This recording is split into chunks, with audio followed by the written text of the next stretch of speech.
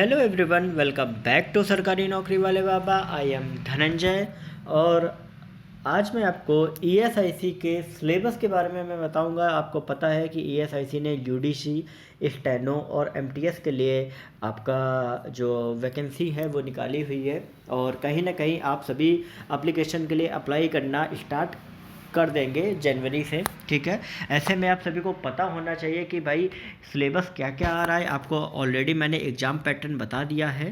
ठीक है, तो उसके लिए आपको सिलेबस भी बहुत ही अच्छे से और डीपली पता होना चाहिए, क्योंकि अगर आपको सिलेबस पता है तो आप बहुत सारी चीज़ें हैं जो बहुत ही ईजिली कर सकते हैं। ठीक है, मैंने ऑलरेडी इस चैनल पे एग्ज़ाम जो भी आपके प्रीवियस ईयर्स के जो भी पेपर्स आए मैंने ऑलरेडी वीडियो डाल दिया है, आप जाके उसे देख सकते हैं। ठीक है, अभी मैं सिलेबस के बारे में इस वीडियो में पूरा बताऊंगा, तो ध्यान से और एक एक चीज़ समझिएगा, क्योंकि सिलेबस आपने समझ लिया तो आप समझ लीजिए कि आपने लगभग आधे से ज़्यादा लड़ाई तो एग्ज़ाम की पार कर ली। ठीक है, तो ध्यान से इस वीडियो को देखिएगा और मेक श्योर इस वीडियो को शेयर करना मत भूलिएगा। साथ ही साथ चैनल को सब्सक्राइब करें। आगे आने वाली अपडेट्स में बहुत सी अपडेट्स ऐसी लाता हूं जो आपके लिए बहुत ही ज़्यादा ज़रूरी होती है, चाहे वो आपकी कोई भी वैकेंसी हो या DSSB के थ्रू हो या SSC के थ्रू हो या आपकी बैंक की हो। हर वैकेंसी के बारे में मैं आपको कई अलग अलग अपडेट्स लाता हूं, तो मेक श्योर सब्सक्राइब जरूर करें। साथ ही साथ बेल नोटिफिकेशन आइकन को दबाना मत भूलें। आपकी बहुत सी ऐसी अपडेट्स है जो आपको टाइम टू टाइम उससे मिलते रहेंगी। तो चलिए स्टार्ट करते हैं। तो सबसे पहले जैसा कि आप देख रहे हैं कि हमारा जो पहला जो है वो आपका जनरल इंटेलिजेंस एंड आपका जो है रीजनिंग का है। ठीक है, रीजनिंग में आपको नंबर रैंकिंग आना चाहिए, फिगर क्लासिफिकेशन आना चाहिए। फिर आपका क्लासिफिकेशन होता है blood relation, arrangement, arithmetical reasoning, फिर आपका मैथमेटिकल ऑपरेशंस, वेन डायग्राम, फिर आपका number series, figure pattern, cube and dices, analogies, non verbal series, coding decoding, logical Venn diagram, direction, number ranking and time और आपका sequence.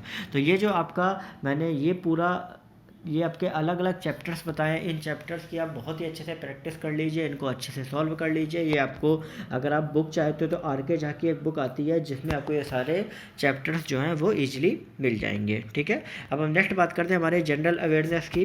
ठीक है, तो इसमें आपका फिनेंस कमीशन के बारे में आता है। फिनेंस कमीशन के बारे में क्या क्या चीज़ें होती हैं, जैसे बजट आता है, बजट के बारे में थोड़ा बहुत पढ़ लीजिएगा। ये आपका करंट अफेयर से भी आ सकते हैं।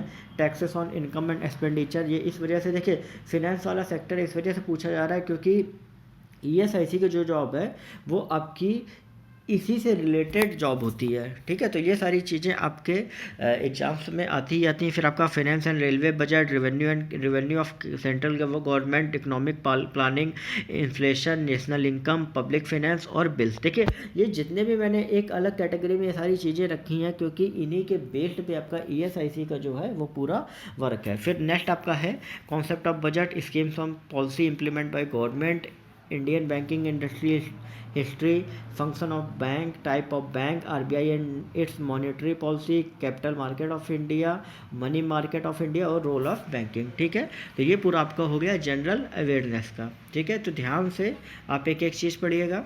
फिर नेक्स्ट आपका आता है क्वांटिटेटिव एप्टीट्यूड, जो कि आपका मैथ का होता है। मैथ में आपका simple equations, quadratic equations, indices and surds, mensuration, percentage, areas, time and distance, problem on trains or odd man out, numbers and ages, pipe and distance, time and work partnership।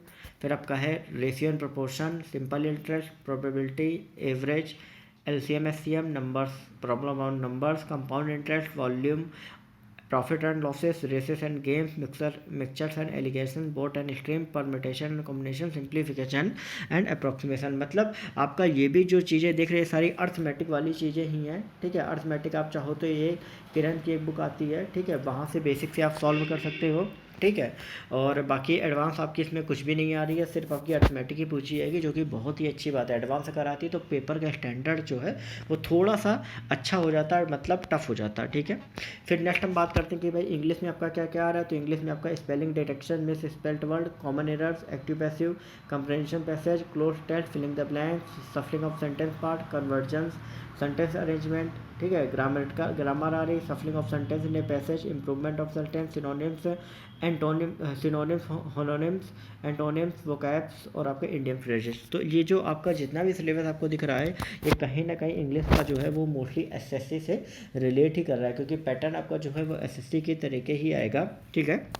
तो अगर आप इसके लिए चाहते हो तो ईएसएससी की एक अलग से बुक भी आती है वो कैप्स की, ठीक है, जो जिसमें क्या होता है कि आपको लास्ट ईयर की जितनी भी वो कैप्स है वो सारी दी होती हैं, जिससे आपको क्या रहता है कि आपको उतना ही वो कैप्स में पढ़ना पड़ेगा जो आया है और उतना ही आता है। और साथ ही साथ मैं आपसे एक चीज़ और कहूँगा कि अगर आप चाहो तो ईएसआईसी के टेक्स्ट बुक से आप खरीद सकते हो, टेस्ट सीरीज खरीद सकते हो, जो आपको बहुत ज़्यादा बेनिफिट रहेगी। लेकिन एक चीज़ ध्यान रखिए कि जब तक आप पूरा सिलेबस जो है वो कवर अप ना कर लो तब तक आप कोई भी टेस्ट सीरीज मत लगाइएगा, ठीक है।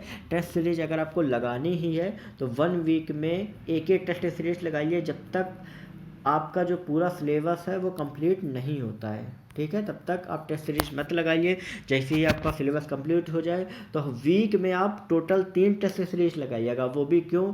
क्योंकि हर 2 दिन में एक टेस्ट सीरीज, क्योंकि कारण क्या होता है कि टेस्ट सीरीज मत लगाने का मतलब ये नहीं कि आप बस भेड़ों की तरीके लगा रहे हो। आपको एक दिन टेस्ट सीरीज लगानी है, अगले दिन उसका पूरा रिव्यू करना है, क्योंकि जिस दिन टेस्ट सीरीज लगाते हो उस दिन आप काफ़ी एग्जॉस्ट हो जाते हो, क्योंकि 1 घंटा काफ़ी बहुत ही बड़ा हो जाता है, ठीक है। तो अगले दिन अगर आप रिव्यू करोगे तो आपको बहुत ही चीज़ें जो आपने गलती करी वो उनसे सीखने को मिलेगा। तो पैटर्न जो बहुत ही अच्छे लोग हैं, मतलब जो सेलेक्ट होते हैं, ठीक है, वो यही पैटर्न को फॉलो करते हैं। तो मेक श्योर आप इस पैटर्न को फॉलो करिए और कहीं ना कहीं आपका सिलेक्शन जो है वो हो जाएगा। तो ऐसे ही मैं बहुत सारी अपडेट्स जो है मैं इस चैनल पे आपके लिए लाता रहूँगा। तो प्लीज़ इस वीडियो को लाइक ज़रूर करें, साथ ही साथ चैनल को सब्सक्राइब करें, बेल नोटिफिकेशन दबाना बिल्कुल भी मत भूलें। साथ ही साथ देखिए मैं आपसे एक चीज़ कहूँगा कि शेयर करें, ठीक है। आप जितना ज़्यादा शेयर करेंगे उतना ही ज़्यादा बेनिफिट होगा। ओके।